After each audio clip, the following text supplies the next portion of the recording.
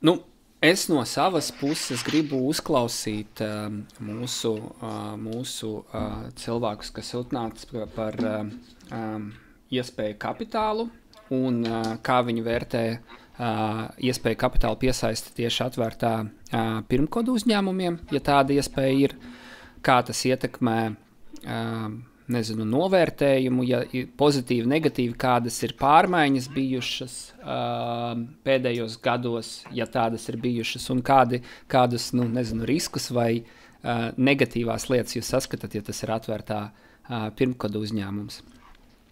Tas ir tas, kas no manas puses plus.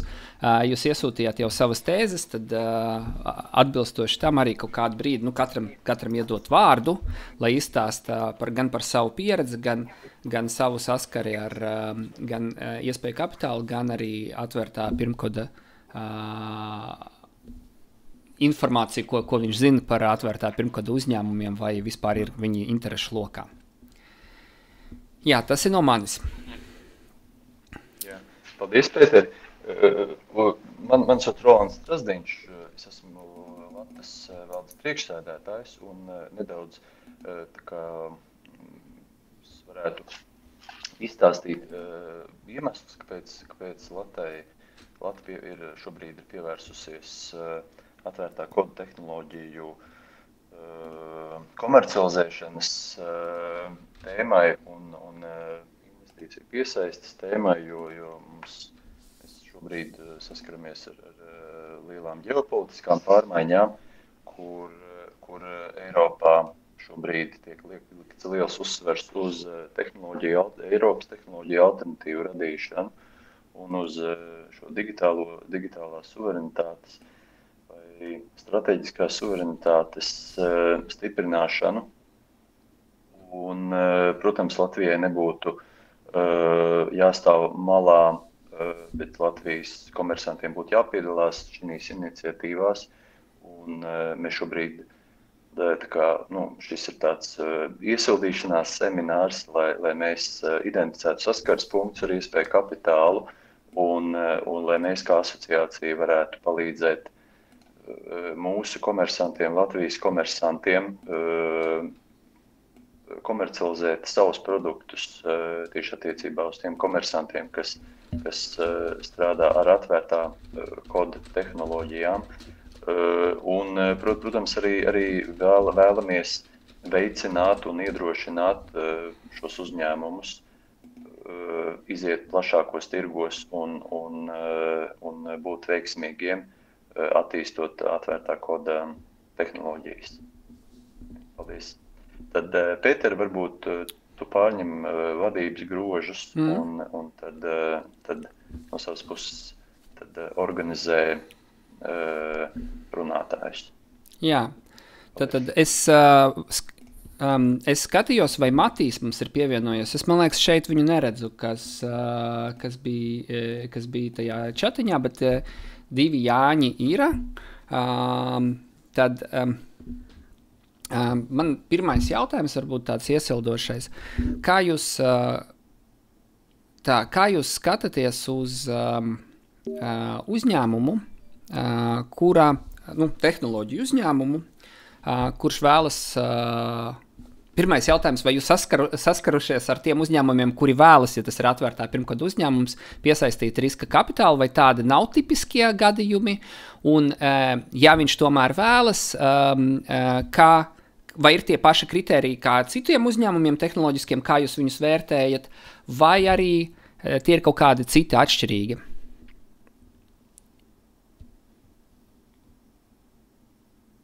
Kāds? Jā, Jāni, varbūt tu vari pastāstīt, un arī uzreiz pastāstīji, es piedodu, ka es uzreiz uz tu uzrunāju, es ceru, ka tas nevienam netraucē, bet jā, Jāni Dubrovskis, tāpēc, ka es tevi redzu. Jā, sveicināts vēlreiz. Jā, labi var sākt ar mani. Jā, esmu finanšu konsultāciju nozarē vairāk par 20 gadiem, darbojos ar dažādu veidu kapitāla piesaists vingrinājumiem. Jā, paldies par iespēju uzstāties jūsu asociācijas pasākumā. Nu jā, teiksim tā, saprot, jā, jūs pārstāvat specifisku tehnoloģiju virzienu, jā, atvērtā kodu. Jāsaka tā, ka, nu, teiksim tā, Baltijas ekonomikas, ja Baltijas valsts ekonomikas ir samērā nelielas, ja globālā izskatā, tāpēc, nu, teiksim tā, finanšu konsultanti reti kurš var atļauties tik smalki specializēties jau uz kādu noteiktu virzienu vai nozari. Un mēs esam savukārt, nu, teiksim tā, strādājam ar visa veida uzņēmumiem Baltijā. Vienīgais, nu, mēs esam nofokusējušies uz vidēja un lielie uzņēmumu grupu. Ja, tur, kur jau, nu, teiksim tā, ne tikai produkts ir gatavs, ir ieņēmumi, ir pozitīva operacionālā peļņa, ja, un teiksim, uzņēmumi varbūt vēlas veikt kaut kādas straujākas izaugsmes, nu, teiksim, scenārijas, ja. Un nepieciešams papildus finansējums. Ja? Un tad, attiecīgi, ņemot vērā specifiku, tad skatāmies, ja, kur un kādos virzienos varam domāt par finansējumu piesaisti. Tas tā, ja redzu, varbūt pacelt roka. Jā, vienkārši par definīcijām droši vien, lai būtu vieglāk. No jūsu perspektīvas, kas tad ir tas vidējais uzņēmums? Jo es, nu, varbūt tur akadēmiski skatos, tur es nezinu, uz Gartneru, darbā arī droši vien uz Gartneru vairāk. Latvijā ir cita definīcija ar mazākiem rādītājiem. Kas tie ir jūsu rādītāji? Es teiktu tā, ka tas vidējais uzņēmums varbūt sākās no tā brīža, kad nepieciešamais finansējums kaut kādai izaugsmē, ja, teiksim, vai kaut kādai darbībai ir, nu, vismaz 2-3 miljoni un vairāk. Ja, teiksim, tas ir tas kritērijs. Okay, paldies. Un tas jūsu dalījums, viens ir tas finansiālais, ka 2-3 miljoni ir tas, kas ir vajadzīgs, vai specificējot uzņēmumu, vai ir svarīga nozare, kurā viņš darbojās, un vai gadījumā, nu es nezinu, vai tehnoloģiju uzņēmumi joprojām ir tehnoloģiju nozarē, vai īstenībā tie ir uzņēmumi, kas dara, nu, ka tehnoloģijas ir kā papildus kaut kāds rīks, nu, piemēram, Mapons, ja, kas ir loģistikas, drīzāk loģistikas uzņēmums, lai gan tas ir kā, vai Printfuls, kas arī īstenībā, nu, es nezinu, vai viņš ir tehnoloģisks uzņēmums, nu, droši vien jau, ka ir, bet īstenībā tur jau tas lauciņš ir kaut kāds cits. Vai šai nozarei ir nozīme? Jā, nu, varbūt, nu, teiksim tā, drīzāk, teiksim, ja mēs skatāmies no finanšu piesaists vingrinājumiem, tad pašai nozarei varbūt nav tik izteikti, nu, tiek izteikta nozīme. Drīzāk, nu, teiksim, ja kurš investors skatītos, cik tas produkts, pakalpojums, cik viņš ir noturīgs, ja, respektīvi, tas biznes ir uz projektiem bāzēts, ja, kad katru pusgadu ir jāpacīnās par jauniem iepirkumiem, jauniem jauniem līgumiem, ja, vai tas ir abonenšētas biznes, ja, kur varbūt tie klienti ir ilgstoši, ja, ir klienti un maksā abonēšanas maksu, ja. Lūk, un, nu jā, tur varbūt tās nianses ir daudz svarīgākas, ja, tīri, lai saprast, kāda būs naudas plūsma, ja, tad cik viņa stabila. Saprotams, protams, ka tas aktīvu klāsts tehnoloģiju uzņēmumi, IT uzņēmumiem, viņš ir vairāk virtuāls, nu, un arī investori to reiķinās, ja, ka tas reti, kuram ir kaut kas taustāms, ja. Drīzāk tas svarīgākais ir kolektīvs, ja, kas spēj īstenot, ja, kā noteikti stratēģiju. Ja, ir klientu bāze, ja, un nu, jā, biznesa modeļa specifika, ja, kas ir tie būtiskie faktori. Jā, bet, teiksim, tā pats produkts varbūt, jā, mēs, teiksim, vai uzņēmums, jā, mēs tā strikti, nu, varbūt nenodalīt, jā, kur ir tā robeža, kā bija tas piemērs ar Maponu vai Printful, jā, vai tas ir tehnoloģija vai kāds cits nozars uzņēmums. Un tad diezgan dabiski no tā, kā aizsākās saruna, nu, par cik jūs vairāk tā kā sanākas tas kapitāls, kas ir piesaistīts, lai attīstītos. Es pieļauju, ka jums ir arī kaut kādi tie termiņi, kurā jūs gribat iegūt šo atdevi būtībā no piesaistītās investīcijas. Protams, viņi droši vien ir ļoti dinamiski, bet nu, tur aptuveni tādos kategorijās. Tad uz kādu termiņu, ja, tad tas kapitāls būtu pieejams. Ja. Tu šeit principā var skatīties, ir instrumenti, kas, nezinu, tur sākot no 2 gadi līdz 5, laikam tas būtu tas visbiežākais, ja, ko mēs saskaramies. Retu reizi kaut kas ir garāk. Protams, ka, ja runa par ieguldījumiem pamatkapitālā, jā, nu, kas juridiski ir beztermiņa ieguldījums, ja, tad tur drīzāk ir kaut kāda kopīga pēc tam stratēģija ar šo te investoru, cik ilgi tad attīstīt uzņēmumu, kurā brīdī varbūt kopīgi pārdot viņu, ja, bet tur tāpat tas termiņš varētu būt 5 gadi plus mīnus. Tā kā tu jau. Jā, varbūt papildinot šeit par tiem dažādiem finanšu avotiem, tad runa ir par, teiksim, ja mēs skatāmies uz aizdevumu formu, ja, tad tikpat labi, ja uzņēmumam jau ir stabila naudas plūsma, ja, tad uzņēmums var domāt arī par aizņemšanos, ja, tad, kas var būt gan kredīta formā, gan, teiksim, obligācija emisija, kā viens no avotiem var būt, ja, tad, kas paredz regulāru procentu maksājumu, bet ar to atšķirību, ka varbūt pamatsumma ir jāatmaksā termiņa beigās. Ja, tad, salīdzinoši pret klasisko banku kredītu, ja, kur pamatsumma ir kaut kādu grafiku jāsdēš, ja, tad obligācija laidieni ir tie, kas varbūt dod iespēju uzņēmumu izmantot ikdienā vairāk naudu, ja, attīstībā liekot un atliekot uz vēlāku laiku pamatsummas dzēšanu.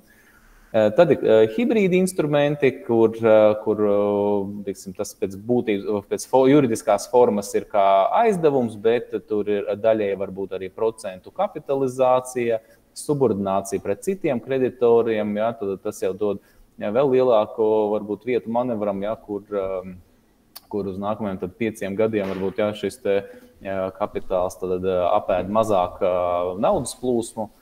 Un tad ir arī, protams, ka ieguldījumi pamatkapitālā, ja, no fondiem, no privātpersonām var būt kā akcija, publiska akcija emisija, tai skaitā. Ja. Un, jā, tā kā Baltijas valstīs, domāju, pieejams diezgan plašs loks ar instrumentiem un jā, atliek tik izvēlēties, kurā brīdī kurš no avotiem ir piemērotākais. Tu pieminēji to, vispār tas stāsts ir par Baltiju.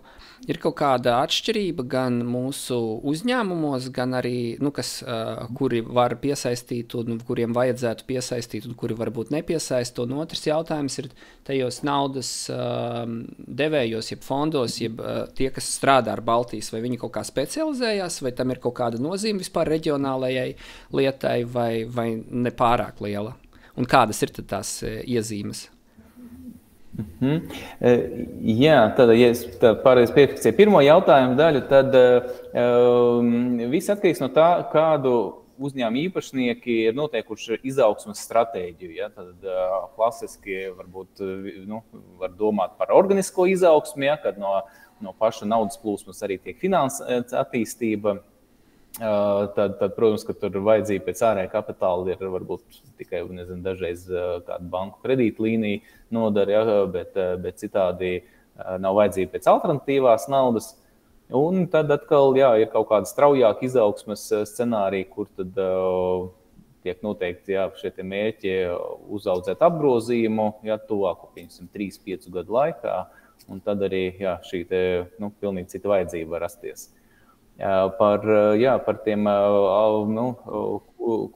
geogrāfijā, protams, ka ir nozīme, jā, ar visu to, ka IT varbūt pasauli ir vairāk virtuāli nekā jebkura cita industrija, tik un tā, tomēr skatās, kur tad ir gan galvenā mītnes valsts, gan klientu bāze, kur tad īsti atrodas.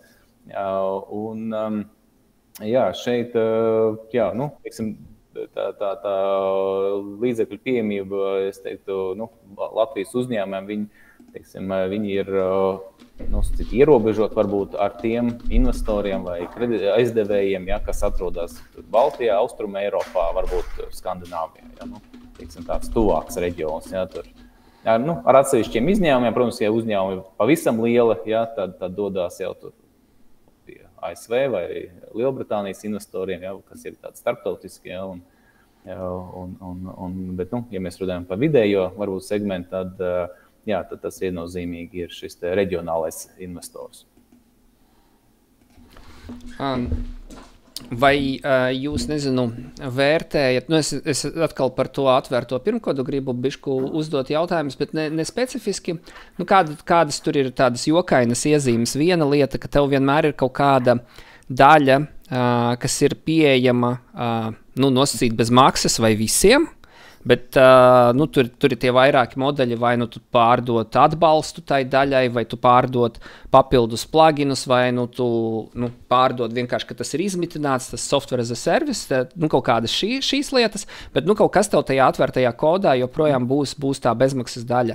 Tas ir viens, un otrs ir komanda, jo viens no atvērtā pirmkoda tām idejām ir, ka citi cilvēki var iesaistīties un palīdzēt, un tas arī ir kaut kāds, tam ir gan plusi, gan mīnusi.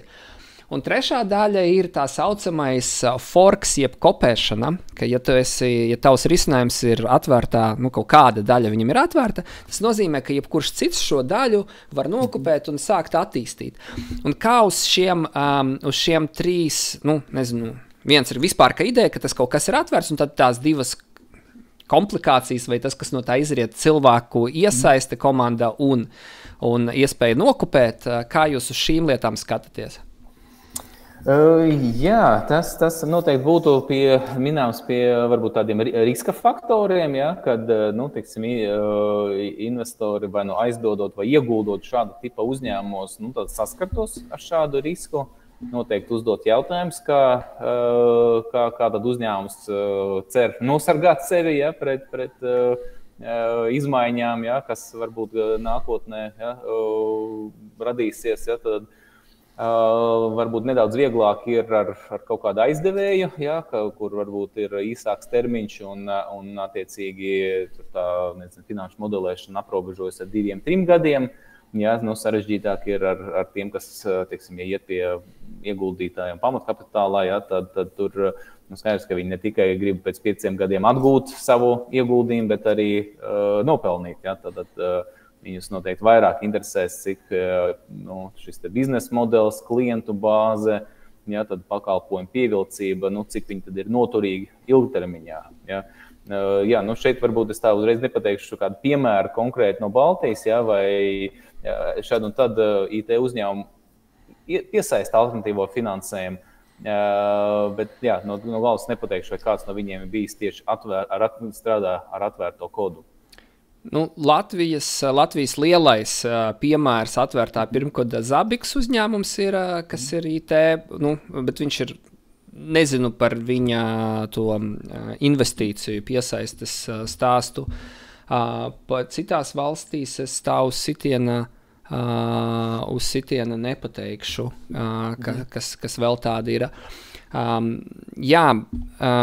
Vai vēl kāds dalībnieks grib uzdot jautājumu, vai Jānis Erdmanis ir gatavs padalīties ar savu pieredzi?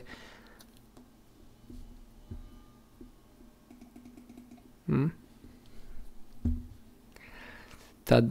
Jā, sveiki visiem. Jā. Vai jūs dzirdat? Jā, čau, Jāni. Sveiki. Tā, man pieredzi kā individuāliem atvērtā pirmkoda izstrādātājiem pieteikties Eiropas NLNet fondam. Tas ir tāds NLNet granti ir no 5 līdz 50 tūkstošiem, ko tu vari saņemt, iesniedzot savu projektu par kaut kādu, vai piedaloties attīstot esošu projektu, kaut kādas jaunas lietas, ko tu tur mēģināsi uzprogrammēt, vai arī ar savu jaunu pirmkodu projektu. Tas, ko es darīju, mans projekts bija par instalētāju veidošanu, kas tas ir, piemēram, Windows, Linux un macOS, ja tu gribi,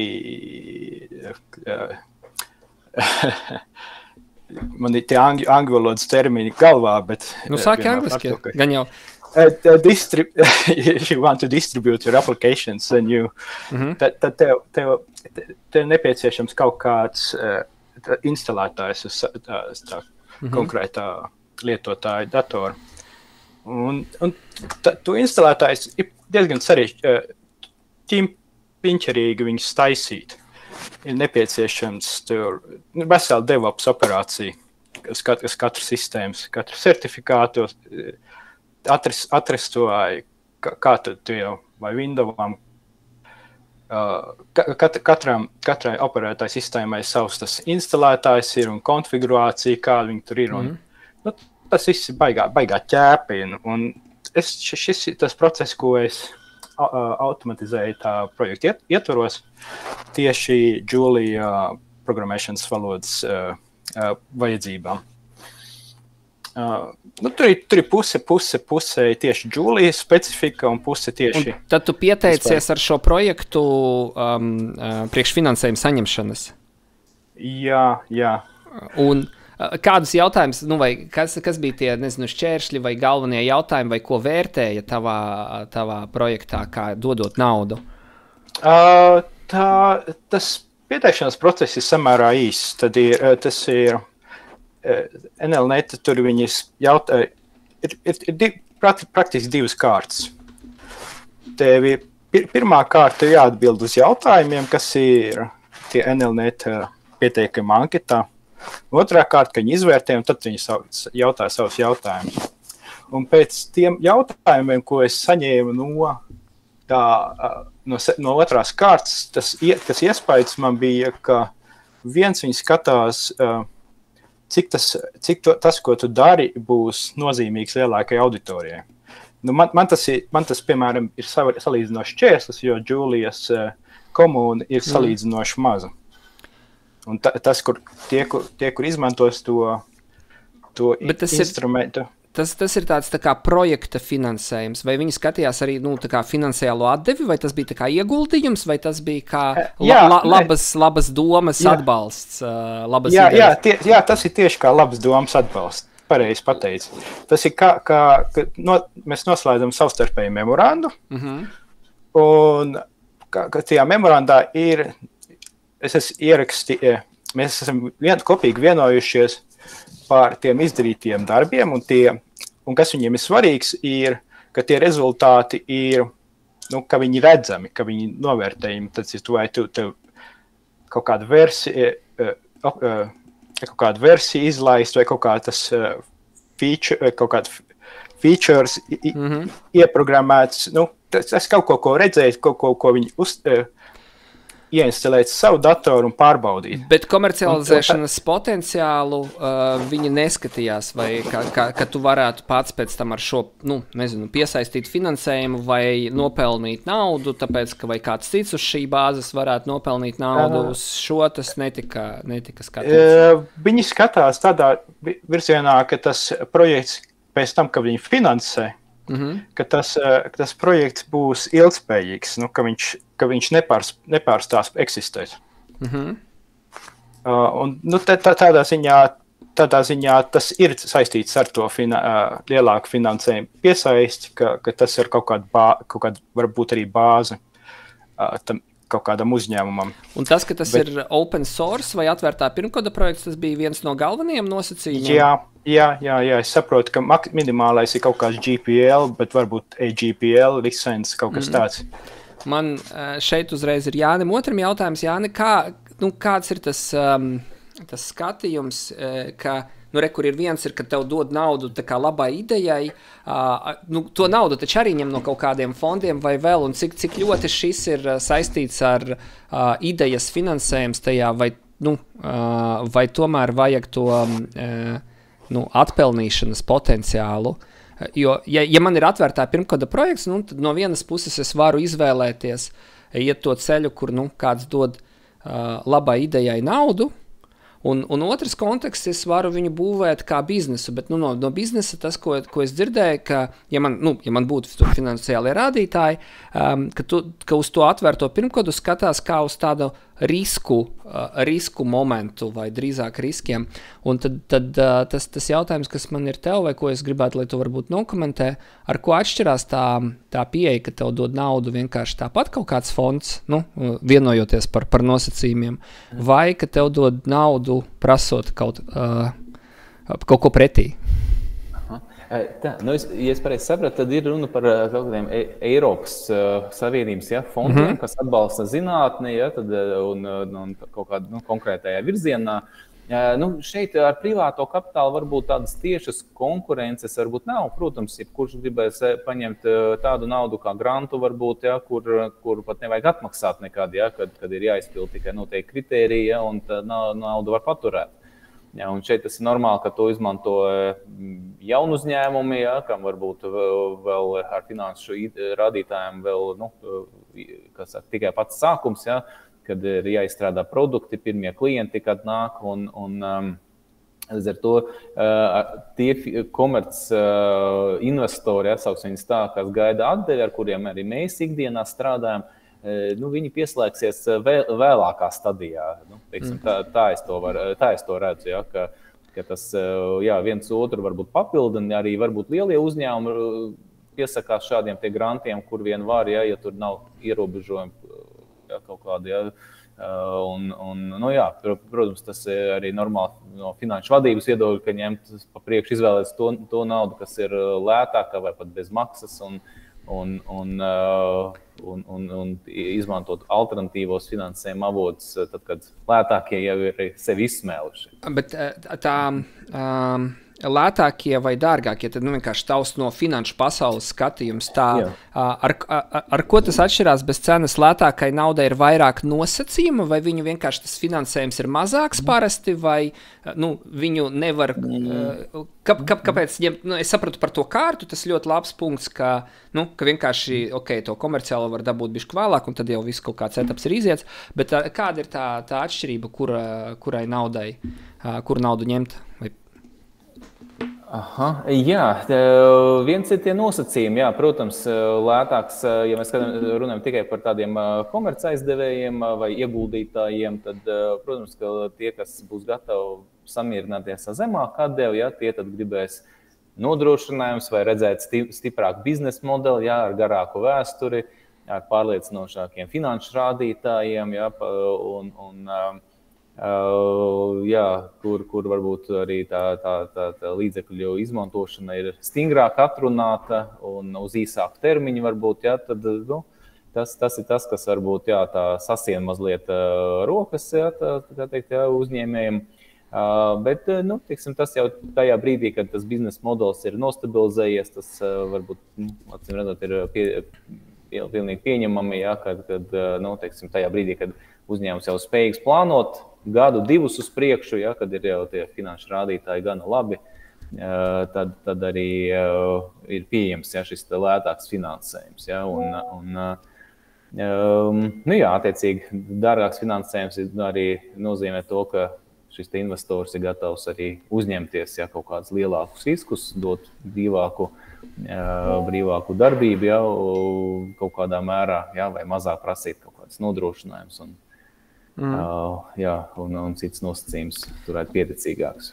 Tas, ko Rolands pieminēja sākumā, un man tad varbūt arī izmantošu iespēju uzdot jautājumu, kā tu skaties uz uzņēmēju darbības veidu, kurā ir vairāki, atvērtā pirmkoda projekti šobrīd pasaulē, kuri varētu konkurēt vai kaut kādā veidā aizstāt vai gatavos risinājumus, kas ir komerciāli.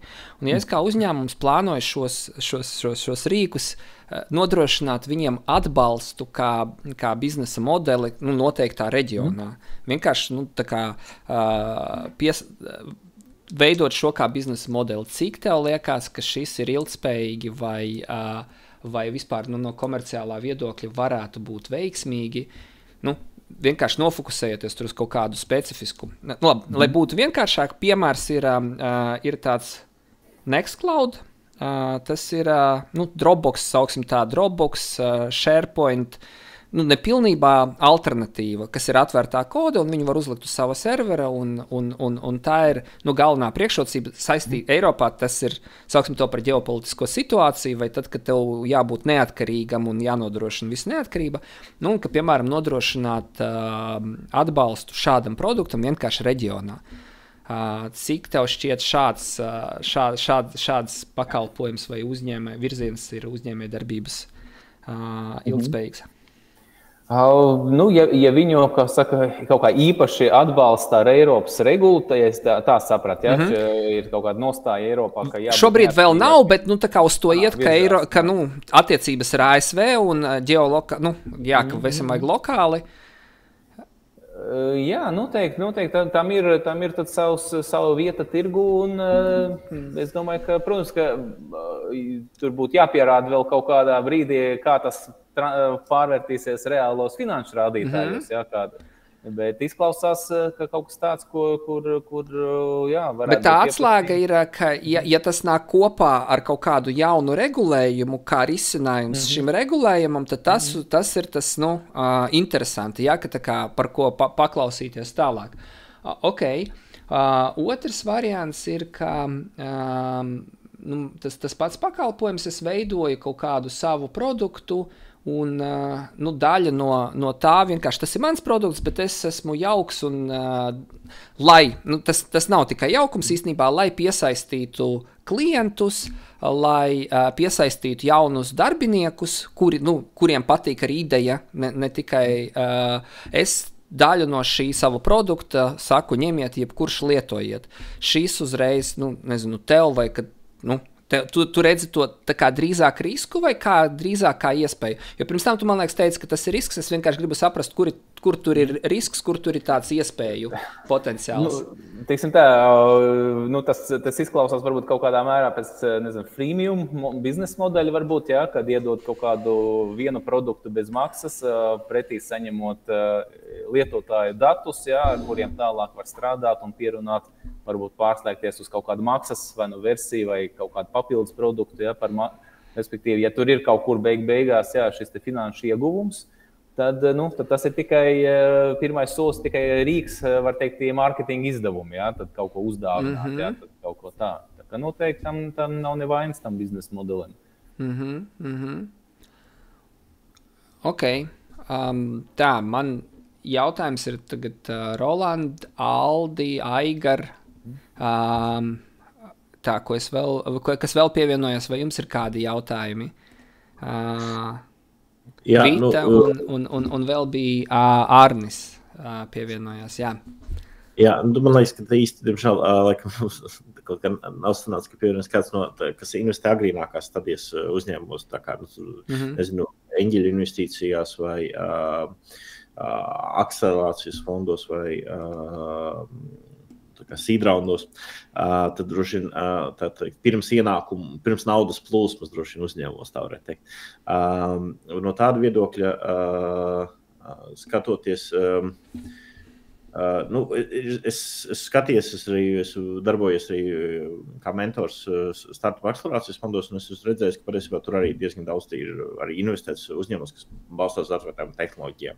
Manās acīs patiesībā, ja skatās tā plašāk, es pat teiktu, ka nav iespējams uzbūvēt tehnoloģiju uzņēmumu, kurš kaut kādā veidā nebalstās uz atvērtām tehnoloģijām. Viņš noteikti kaut ko izmantos, viņi, protams, ir jāpārvalda licences ļoti labi, kuras viņš izmanto savu produktu radīšanā vai pakalpojumu sniegšanai vai produktiem saviem.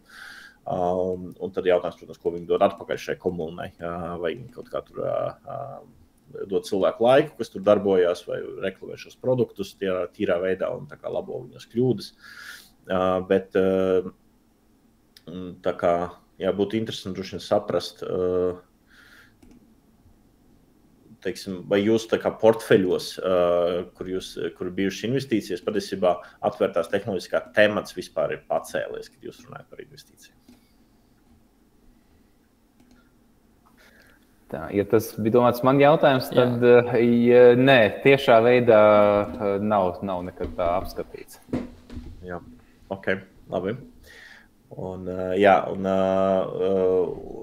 mēs skatāmies no tāda mārketinga veida, ja tas nav pacēlies, tad mums follow-up jautājums arī nav tik būtisks, jo tu arī bija ieminējies to, ka tas ir viens no tā kā mārketinga kanāliem, kā skatīties veicināt šī produkta lietotāju atpazīstamību un tad viņus tālāk attīstīt. Bet, tad sanāk, ka tas arī kā tas ietekmē mārketinga tēriņus, to arī tā grūti tā novērtēt tādā ziņā. Ok. Kas ir ko vēl? Ja novērtēt uzņēmuma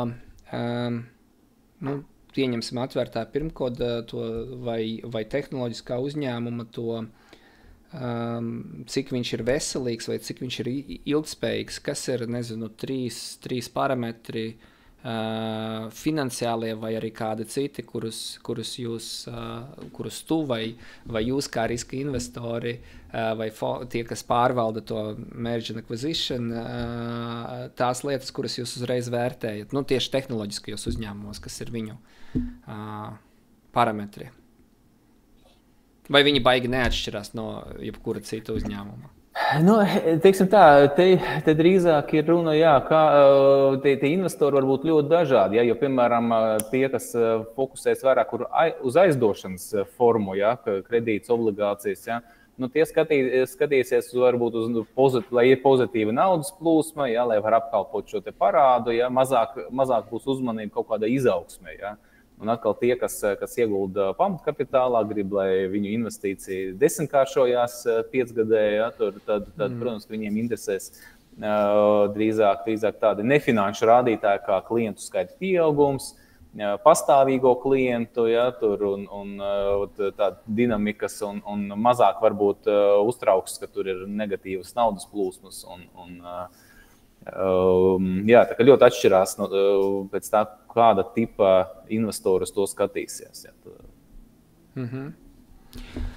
Ok,